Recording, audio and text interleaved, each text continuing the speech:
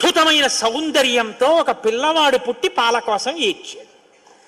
అమ్మయ్యా, పుట్టాడు రా పిల్లాడు, శివపుత్రుడు జన్మించాడు, మన బాధలు తీరాయని వాళ్ళందరూ పొంగిపోయారు.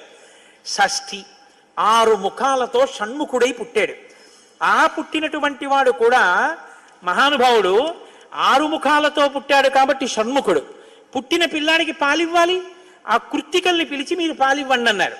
వాళ్ళన్నారు మేం పాలిస్తాం, కానీ తాం క్షీరం జాతమాత్రస్య కృత్వా సమయముత్తమం దదు పుత్రో యమస్మాకం సర్వాతామితి నిశ్చితాః.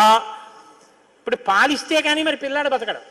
కాబట్టి వాళ్ళు అన్నారు మేము పాలిస్తాం, కానీ ఆ పిల్లాడిని మా పేరుతో పిలుస్తారా అన్నారు, మా పిల్లాడని చెప్తారా అన్నారు. అబ్బే అలా ఎలా కుదురుతుందండి అన్నారు అనుకోండి. వాళ్ళు పాలివ్వకపోతే పిల్లాడు. అందుకని వీళ్ళు వెంటనే దేవతలందరూ అన్నారు తతస్తు దేవత సర్వ కార్తికేయ ఇతి బ్రువన్. కార్తికేయుడు కార్తికేయుడు అన్నారు.